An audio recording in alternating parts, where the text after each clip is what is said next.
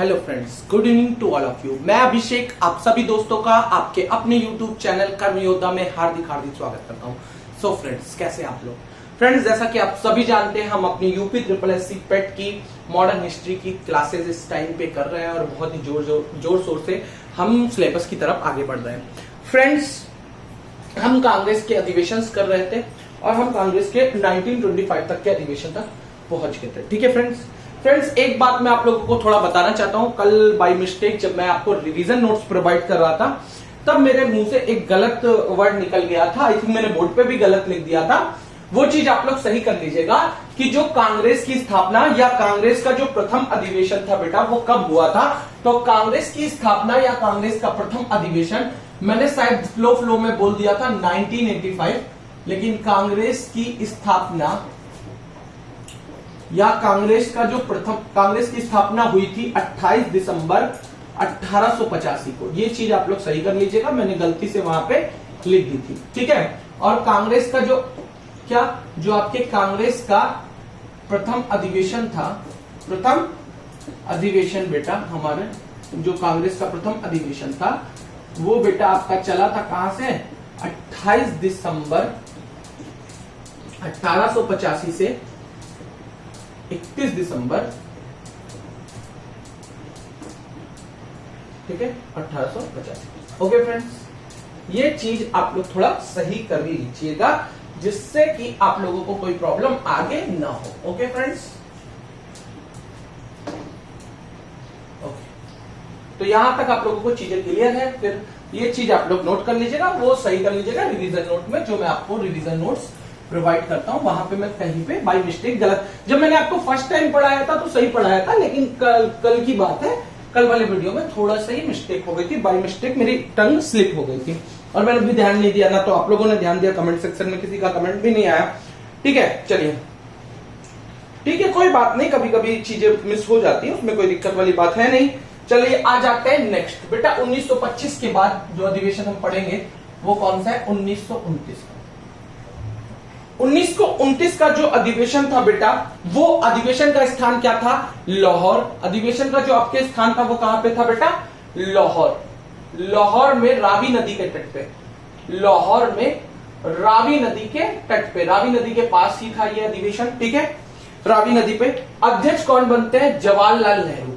जवाहरलाल नेहरू जी इससे पहले भी एक बार अध्यक्ष बन चुके थे, ये दूसरी बार जवाहरलाल नेहरू जी क्या बनते हैं? कांग्रेस के अध्यक्ष बनते हैं। इससे पहले जवाहरलाल नेहरू जी 1912 में कांग्रेस के अध्यक्ष बन चुके थे। बात समझ में आई बेटा? ठीक है। 1929 का जो कांग्रेस का अधिवेशन है वो लाहौर में होता है, रावी नदी के तट पर, और जवाहरलाल नेहरू जी क्या बनते हैं बेटा? अध्यक्ष बनते हैं। ठीक है। पूर्ण स्वराज का प्रस्ताव जो हजरत मोहानी ने पेश किया था वो पास तो नहीं हो पाया था, लेकिन अब की बार क्या होता है? पूर्ण स्वराज का प्रस्ताव क्या हो जाता है? पास हो जाता है। पूर्ण स्वराज का प्रस्ताव पास, पूर्ण स्वराज का प्रस्ताव क्या हो जाता है? पास हो जाता है। ठीक है फ्रेंड्स,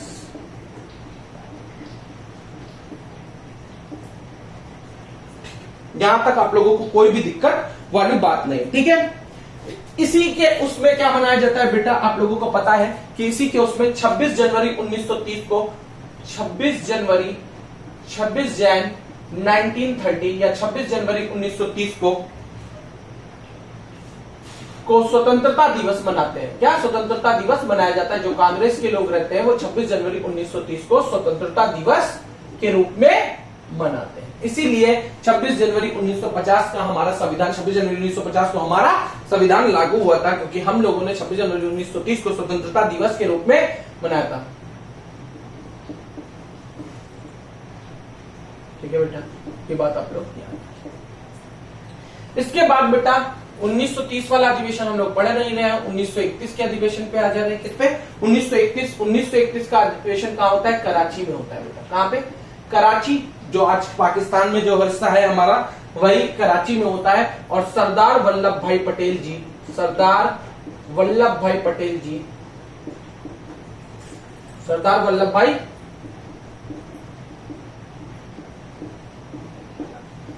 पटेल जी क्या करते हैं बेटा? अध्यक्षता करते हैं। मौलिक अधिकारों की मांग का प्रस्ताव पारित हो जाता है। इसकी विशेष बात क्या थी कि इस अधिवेशन में जो हमारे मौलिक अधिकारों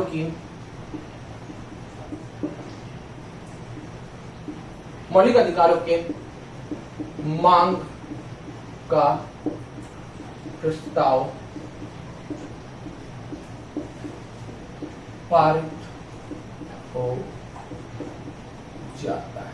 ठीक है बेटा, बात समझ में आई बेटा? क्या होता है बेटा, आपके मौलिक अधिकारों के मांग का प्रस्ताव क्या हो जाता है, पारित हो जाता है। ठीक है बेटा, ये बात आप लोगों को समझ में आनी चाहिए। ठीक है, जिसका मसौदा मतलब जिसको तैयार, जिसकी जो रूपरेखा थी, जिसको लिखो के तैयार किसने किया था, जवाहरलाल नेहरू द्वारा बनाया गया। किसके द्वारा? जवाहरलाल नेहरू जी द्वारा बनाया गया था। जवाहरलाल नेहरू द्वारा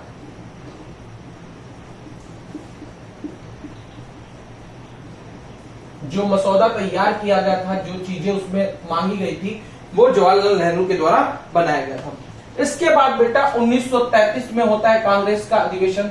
1933 का अधिवेशन होता है, ये भी कोलकाता में होता है, कलकत्ता में होता है। कहां पे? कोलकाता या कलकत्ता में होता है। और नालनी सेन गुप्ता जी द्वितीय भारतीय महिला और तीसरी महिला अध्यक्ष। नालनी सेन गुप्ता तीसरी महिला अध्यक्ष बनती है कांग्रेस की। क्या बेटा? तीसरी महिला अध्यक्ष।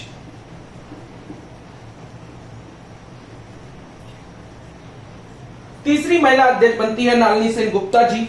ठीक है, और ये कलकत्ता में होता है। 1933 का जो कांग्रेस का अधिवेशन है बेटा, वो कलकत्ता में होता है और नालनी सेन गुप्ता जी इसकी अध्यक्षता करती हैं। और इसकी विशेष बात क्या थी कि वो तीसरी महिला अध्यक्ष थी और दूसरी भारतीय महिला अध्यक्ष थी, क्योंकि पहली भारतीय महिला अध्यक्ष सरोजिनी नायडू जी 1925 के अधिवेशन में कानपुर में, जो हमने कल पढ़ा था। इसके बाद क्या होता है बेटा, 1936 आ जाता है और 1936 में अधिवेशन का स्थान कहां रखा जाता है बेटा? लखनऊ। इसको लखनऊ में रखा जाता है और लखनऊ में अध्यक्ष कौन बनता है? जवाहरलाल नेहरू जी बनते हैं। जवाहरलाल नेहरू जी फिर से एक बार अध्यक्ष बनते हैं। यहां तक चीजें आप लोगों को समझ में आ रही होगी आई थिंक। क्या जवाहरलाल नेहरू जी क्या करते हैं? कांग्रेस की अध्यक्षता करते हैं जवाहरलाल नेहरू जी। ठीक है, इसके बाद 1937 का भी क्या? 1937 का भी कहां पे होता है बेटा? फैजपुर में होता है। फैजपुर कहां पर? फैजपुर में। और ये इंपॉर्टेंट हो जाता है कि प्रथम बार गांव में हुआ। क्या? कांग्रेस का ऐसा अधिवेशन जो प्रथम बार कहां हुआ बेटा? प्रथम बार गांव में हुआ। कांग्रेस का अधिवेशन प्रथम बार गांव में होता है। शहर से अब अधिवेशन कहां मूव हो चुका था? गांव में। मतलब शहर में तो चीजें। और ये कहां? फैजपुर कहां पड़ता है बेटा? महाराष्ट्र में पड़ता है। कहां पड़ता है? महाराष्ट्र का एक गांव था फैजपुर, वहां पे ये अधिवेशन होता है और इसकी भी अध्यक्षता कौन करते हैं? जवाहरलाल नेहरू जी ही करते हैं। ठीक है, तो जवाहरलाल नेहरू जी लगातार क्या बन रहे हैं? लगातार अध्यक्ष बन रहे थे। 1836 और 1837। 1837 का कानपुर जो अधिवेशन था फैजपुर महाराष्ट्र में हुआ, प्रथम बार गांव में हुआ, जिसकी अध्यक्षता हमारे जवाहरलाल नेहरू जी ने की। एक बार फिर से मैं आपको रिवाइज करा देता हूं। सॉरी फ्रेंड, 1929 का कांग्रेस अधिवेशन लाहौर में रावी नदी के तट पर होता है, जिसकी अध्यक्षता करते हैं जवाहरलाल नेहरू जी। 1912 में भी जवाहरलाल नेहरू जी क्या कर चुके थे? अध्यक्षता कर चुके थे फ्रेंड्स। ओके, इसके बाद और इसमें क्या होता है, इसकी खास बात क्या होती है कि बेटा पूर्ण स्वराज की मांग की जाती है। क्या की जाती है बेटा? पूर्ण स्वराज की मांग की जाती है। ठीक है, पूर्ण स्वराज की मांग पास हो जाती है, प्रस्ताव रखा भी जाता है और इसी में प्रस्ताव पास हो जाता है। हसरत मोहानी ने पहले भी प्रस्ताव रखा था लेकिन पास नहीं हो पाया था, आप लोगों को पता है। 26 जनवरी 1930 को क्या होता है, इसी के एवज में हम प्रथम स्वतंत्रता दिवस मनाते हैं या प्रथम स्वतंत्रता दिवस मनाया जाता है। ठीक है, फिर 1931 को कराची में होता है और अध्यक्षता कौन करते हैं? सरदार वल्लभ भाई पटेल जी करते हैं। मौलिक अधिकारों के मांग का प्रस्ताव पारित हो जाता है। मौलिक अधिकारों के मांग का जो प्रस्ताव कराची वाले अधिवेशन में पारित होता है बेटा, उसका जो मसौदा था, मतलब उसको जो लिखा था, जो सारी चीजें थी, वो जवाहरलाल नेहरू ने तैयार किया था, जवाहरलाल नेहरू जी द्वारा बनाया गया था। अब 1933 का अधिवेशन आता है, अधिवेशन का स्थान होता है कलकत्ता और हमारी तीसरी महिला अध्यक्ष हमको मिल जाती है नालनी सेन गुप्ता जी, जबकि ये द्वितीय भारतीय महिला अध्यक्ष होती हैं, क्योंकि आपको पता है एनी बेसेंट जी जो अध्यक्ष बनी थी वो क्या थी? एक विदेशी महिला थी। ठीक है, 1925 में हमारे देश की सरोजिनी नायडू जी कानपुर वाले अधिवेशन में प्रथम बार क्या बनती है? बनती है भारतीय महिला अध्यक्ष। ठीक है बेटा, ये बात भी याद रखिएगा। 1936 में अधिवेशन का स्थान कहां होता है? लखनऊ, और अध्यक्ष कौन बनते हैं? जवाहरलाल नेहरू जी। इसके बाद 1937 का अधिवेशन का स्थान होता है फैजपुर, महाराष्ट्र में। प्रथम बार कांग्रेस का अधिवेशन गांव में पहुंच जाता है, मतलब गांव में होता है, और इसकी भी अध्यक्षता कौन करता है? जवाहरलाल नेहरू जी करते हैं। ठीक है, यहां तक आप लोगों की बात 100% क्लियर होगी। आई थिंक कि ये चीजें आपको समझ में आ रही होगी। ओके फ्रेंड्स, आज हम कांग्रेस के अधिवेशन को समाप्त करेंगे और अपने गांधी जी के तरफ मूव करेंगे। महात्मा गांधी जी के तरफ हम क्या करेंगे? मूव करेंगे। ठीक है,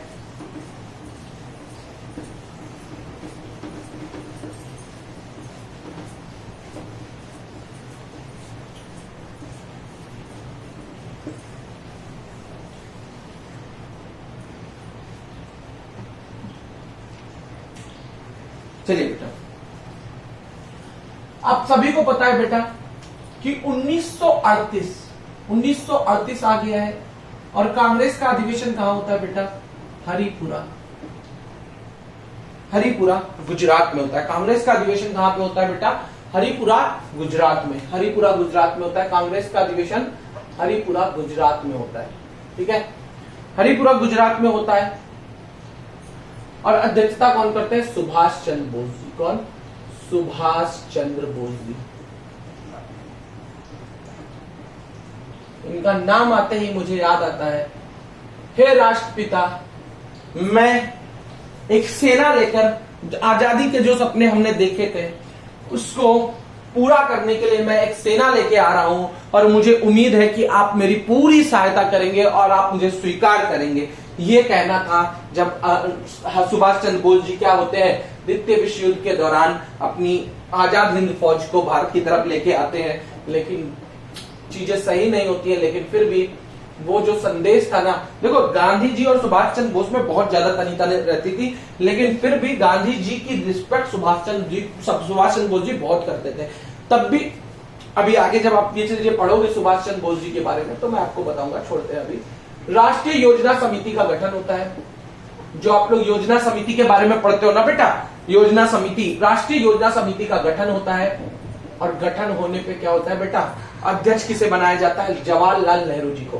क्या इस कांग्रेस के अधिवेशन में राष्ट्रीय योजना समिति का गठन होता है कि जो राष्ट्रीय योजना बनाएगी, और अध्यक्ष किसे बनाया जाता है? जवाहरलाल नेहरू जी को बनाया जाता है। किसको? अध्यक्ष जवाहरलाल नेहरू जी को अध्यक्ष बनाया जाता है। बात समझ में आई बच्चों? यहां तक आप लोगों को चीजें क्लियर होंगी। आई थिंक कि आपको चीजें समझ में आ रही होंगी। ठीक है बेटा, इसके बाद कांग्रेस का अधिवेशन पहुंच जाता है 1939 में त्रिपुरी मध्य प्रदेश में। कांग्रेस का जो नेक्स्ट अधिवेशन होता है 1939 में होता है, और यह अधिवेशन होता है त्रिपुरी मध्य प्रदेश में। कहां पे? त्रिपुरी मध्य प्रदेश।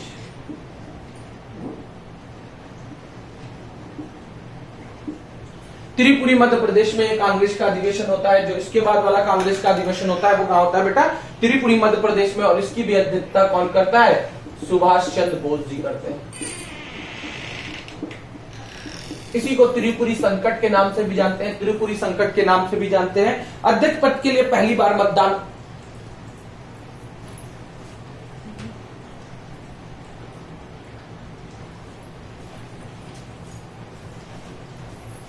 अध्यक्ष पद के लिए पहली बार क्या होता है बेटा? मतदान होता है। एक मिनट बेटा,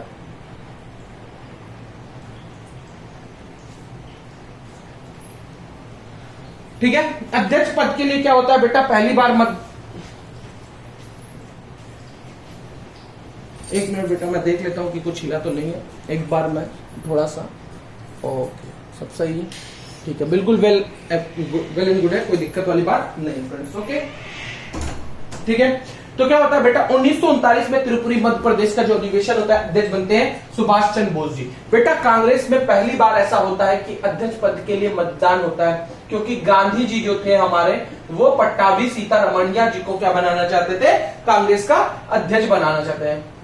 जबकि कुछ लोग ऐसे थे जो सुभाष चंद्र बोस को बनाना चाहते थे। तो अध्यक्ष पद के लिए क्या हो जाता है बेटा? मतदान होता है, मतदान होता है, और मतदान होने पर किसकी हार होती है? गांधी जी के प्रतिनिधि पट्टाभी सीतारमैया जी की हार होती है। इसकी पट्टाभी सीतारमैया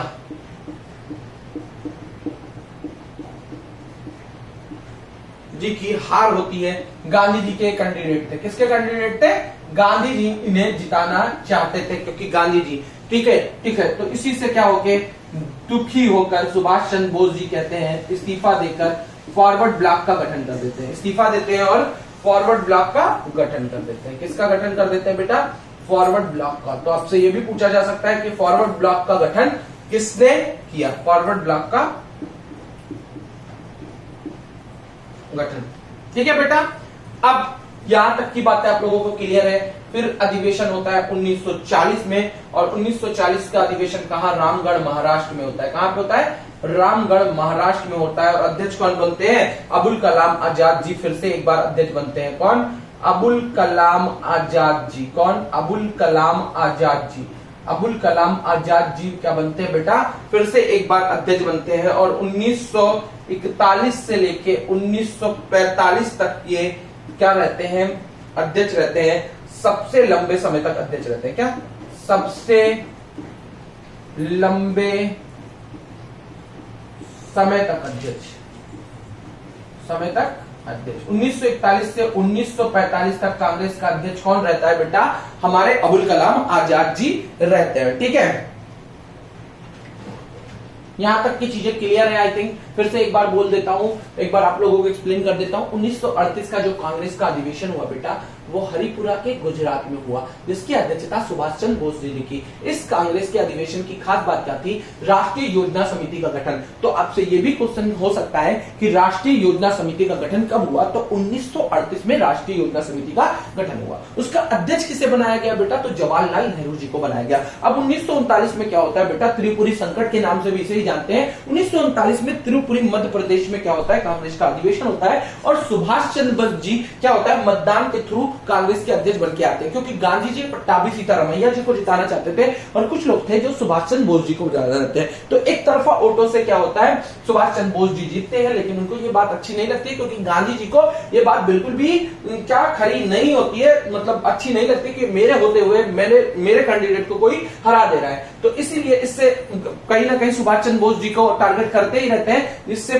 परेशान होकर सुभाष चंद्र बोस जी क्या करते हैं? इस्तीफा देकर फॉरवर्ड ब्लॉक का गठन कर देते हैं। फिर बेटा क्या होता है? 1940 आ जाता है और 1940 में रामगढ़ महाराष्ट्र में कांग्रेस का अधिवेशन होता है और अबुल कलाम आजाद जी क्या बन जाते हैं? अध्यक्ष बन जाते हैं। और 1941 से लेके 1945 तक सबसे लंबे समय तक अध्यक्ष बने रहते हैं अबुल कलाम आजाद जी। अब बेटा एक नोट वाली बात है। क्या नोट वाली बात? जैसे कि क्या आप लोगों को पता है जब सीआर दास जी जेल में थे तो हकीम अजमल खान जी ने क्या की थी? कार्यकारी अध्यक्ष बने थे। उसी तरह बेटा, और ये पेट के एग्जामिनेशन में 2000 फर्स्ट वाला जो पेट का एग्जामिनेशन था, ये क्वेश्चन आया भी था, जो मैं आपको नोट के रूप में लिखाने वाला हूं। तो लिख लीजिए नोट्स के रूप में, नोट डाल के कि बोस जी के त्यागपत्र के बाद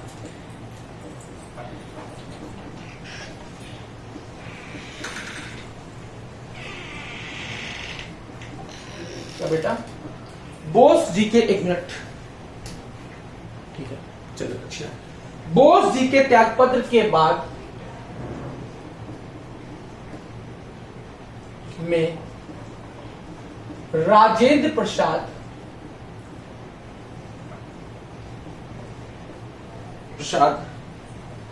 जी ने अध्यक्ष के रूप में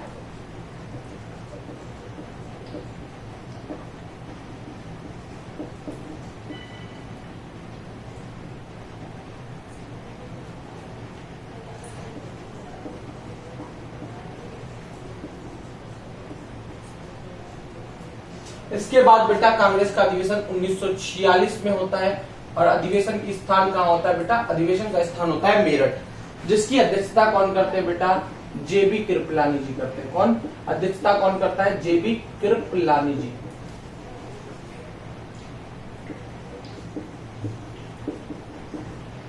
जेबी कृपलानी जी करते हैं। आजादी के समय तक ये अध्यक्ष बने रहते हैं। क्या होता है बेटा?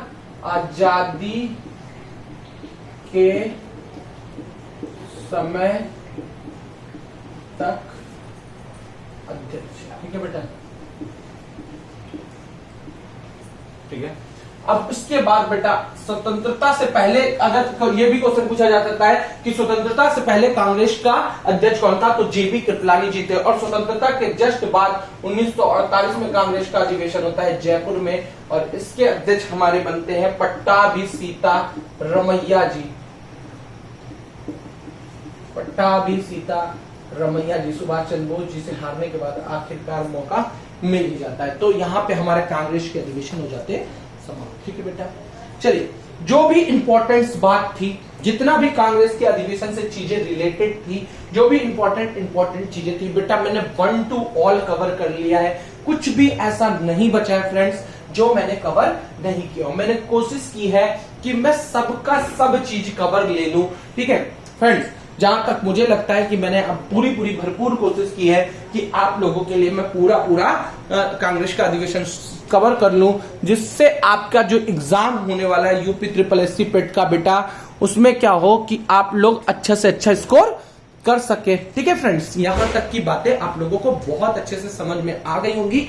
आई थिंक कि ये सारी चीजें आपको क्लियर होंगी, क्योंकि मैंने आप लोगों को बिल्कुल एकदम क्या किया है, बिल्कुल एक एक चीजें अच्छे से समझा दी है कांग्रेस के अधिवेशन के बारे में। अब मैं इस पर क्वेश्चंस भी लाऊंगा 1-2 दिन में। ठीक है, मैं क्वेश्चन फ्रेम आउट करूंगा और आपके लिए इंपॉर्टेंट क्वेश्चंस का भी एक सेशन लेके आऊंगा। ठीक है फ्रेंड्स, चलो आगे मूव कर जाते हैं। आज गांधी जी के बारे में कुछ शुरुआत कर ही देते हैं। ठीक है,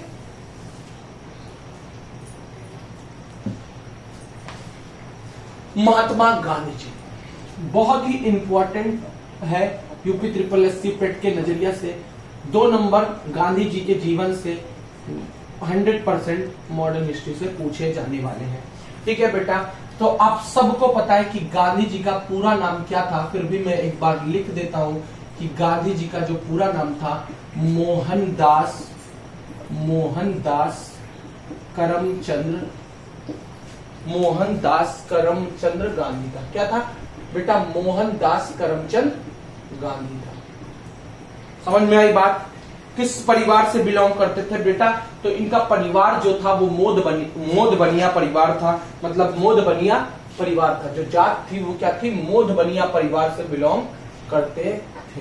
ठीक है बेटा, ये बहुत डीपली जब आ जाएगा तो पूछ सकता है कि गांधी जी किस परिवार से बिलोंग करते थे, तो मोदबनिया परिवार से बिलोंग करते थे। आप सबको पता है कि गांधी जी का जन्म कहाँ हुआ और कब हुआ, तो बेटा आप सबको पता है कि 2 अक्टूबर 1869 में पोरबंदर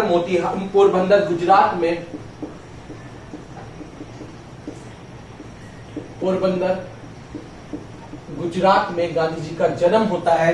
ठीक है बेटा, सबको ये बात पता है कि गांधी जी का जो जन्म होता है बेटा वो पोरबंदर गुजरात में होता है 2 अक्टूबर 1869 को। मृत्यु कब होती है गांधी जी की? तो आप सबको पता है कि गांधी जी की मृत्यु 30 जनवरी 1948 को बिरला हाउस दिल्ली में होती है। कहां पे? बिरला हाउस दिल्ली में। ये बात आप सबको पता है बहुत अच्छे से।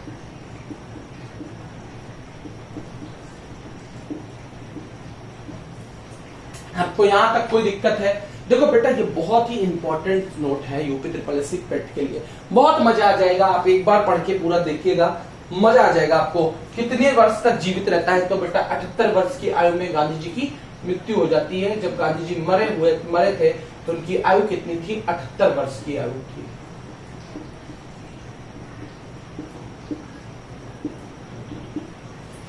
ठीक है, समाधि स्थल कहाँ है? तो आप सबको पता है कि राजघाट गांधी जी का समाधि स्थल है, जहां पे G20 के सारे जितने भी प्रेसिडेंट हैं सदस्य देशों के, वो सब गए थे समाधि स्थल पे राजघाट। सब लोगों को ले जाया गया था और अपने एक अभूतपूर्व दृश्य देखा है। पिता का नाम क्या था? तो बेटा करमचंद्र गांधी जी इनके पिता थे, जो पोरबंदर के बहुत ही फेमस दीवान थे। मतलब पैसों की कोई दिक्कत वाली बात नहीं थी। करमचंद गांधी पोरबंदर के दीवान थे ये।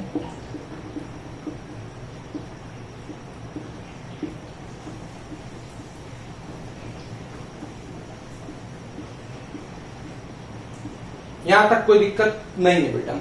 माता का नाम क्या था बेटा? पुतली बाई था। क्या था? माता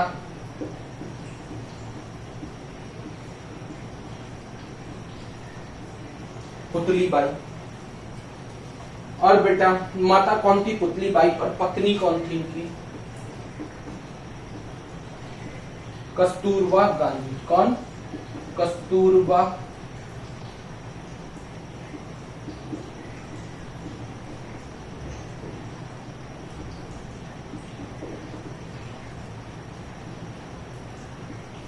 कस्तूरबा गांधी जी।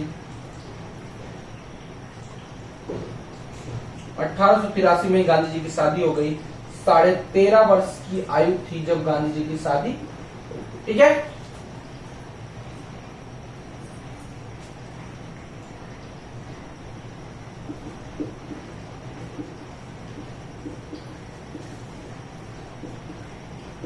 आप लोगों के लिए मैं दिन में कंटेंट तैयार करता हूं फ्रेंड्स, मेहनत करता हूं कि आपके लिए बेस्ट से बेस्ट कंटेंट लेके आऊं, फिर आप लोगों को मैं शाम को वो कंटेंट प्रोवाइड करता हूं। बहुत सारी बुक्स को पढ़ता हूं और फिर उनसे एक निचोड़ निकालता हूं कि आपके लिए एक बेस्ट से बेस्ट कंटेंट लेके आ जाए। वरना मैं तो मॉडर्न हिस्ट्री आप लोगों को ऐसे भी पढ़ा सकता हूं, लेकिन मैं सोचता हूं कि आप लोगों को जो कंटेंट दिया जाए वो बेस्ट कंटेंट हो। ठीक है, तो एक बार फिर से कहिए तो रिवाइज करा दूं क्या कि गांधी जी का पूरा नाम क्या था? तो मोहनदास करमचंद गांधी। और कुछ परिवार से बिलोंग करते थे? मोद बनिया परिवार से बिलोंग करते थे। गांधी जी का जन्म कब हुआ था बेटा? 2 अक्टूबर 1869 को पोरबंदर गुजरात में हुआ था। मृत्यु कब हुई? तो बेटा 30 जनवरी 1948 को बिरला हाउस दिल्ली में हुई थी। 78 वर्ष की आयु में गांधी जी की मृत्यु हो गई। समाधि स्थल राजघाट है, आप सबको पता है। पिता का नाम करमचंद गांधी जी था जो पोरबंदर के दीवान थे। माता का नाम पुतली बाई था। और कस्तूरबा गांधी जी से 13.5 वर्ष की आयु में 1883 में गांधी जी की शादी कर दी जाती है। अब बेटा जब शादी कर दी जाएगी तो जाहिर सी बात है कि आपको कोई ना कोई काम करना होगा, तभी तो आप अपने बीवी और जो बच्चे आने वाले हैं उनका क्या करोगे? पालन पोषण कर सकोगे। ठीक है, अब गांधी जी भी गांधी जी को भी आपको कुछ ना कुछ करना था लाइफ में, जीवन में अपने कुछ ना कुछ आगे बढ़ना था। तो अब कुछ गांधी जी को क्या होता है, गांधी जी देखते हैं आगे क्या चीजें होती है। ठीक है बेटा, अब इसके बाद क्या होता है बेटा? माधव दवे जोशी की सलाह पर। ठीक है, चलो देखते हैं। माधव दवे जोशी, इनके रिश्तेदार होते हैं बेटा, इनके पापा के दोस्त या इनके कुछ रिश्तेदार थे माधव दवे जोशी जी। तो एक दिन डिनर पे आए हुए थे, उनकी सलाह पर, माधव दवे जोशी जी की सलाह पर क्या होता है बेटा? वकालत करने के लिए, वकालत करने सितंबर 1888 में लंदन के लिए रवाना हो जाते हैं। कहां पे? लंदन के लिए रवाना, लंदन रवाना। ठीक है बेटा, समझ में आ रही है बात यहां तक? इनर टेम्पल कॉलेज में उनका दाखिला हो जाता है। वहां पे एक इनर टेम्पल कॉलेज होता है, इनर टेम्पल कॉलेज में दाखिला लेते हैं।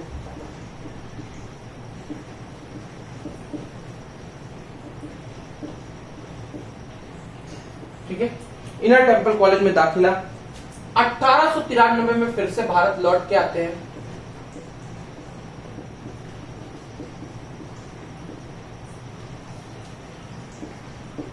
वापस लौट आते हैं, वकालत पूरी करते हैं और 1893 में क्या होता है बेटा? भारत वापस लौट आते हैं। ठीक है, गांधी जी के आप सबको पता है कि 4 पुत्र थे। अगर नहीं पता है तो आज पता कर लीजिए कि गांधी जी के क्या थे? 4 पुत्र थे। पहले का नाम था हरिलाल, मणिलाल, हरिलाल मणिलाल, हरिलाल मणिलाल। ठीक है बेटा, रामदास, और चौथे का नाम था देवदास।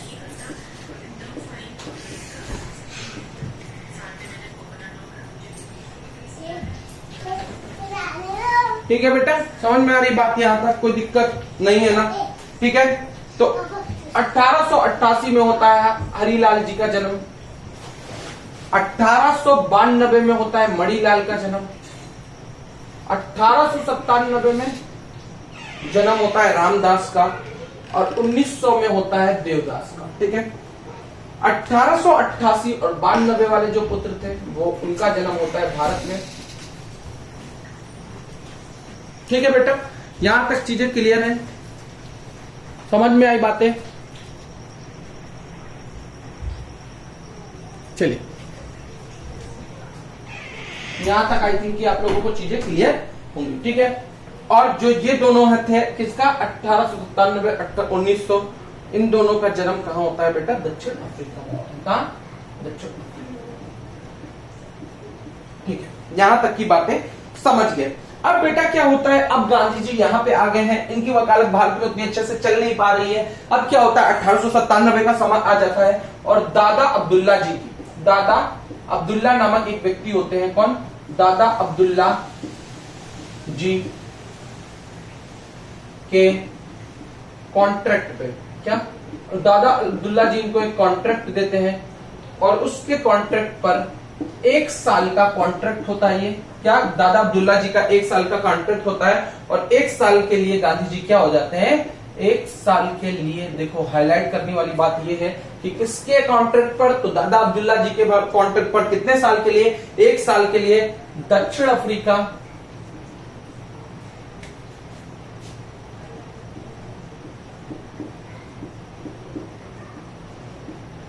मई 1893 में एसएस सफारी जहाज से। तो अगर आपसे कभी ये भी पूछा जा सकता है कि गांधी जी प्रथम बार दक्षिण अफ्रीका किस जहाज से गए, तो एसएस सफारी जहाज के द्वारा रवाना।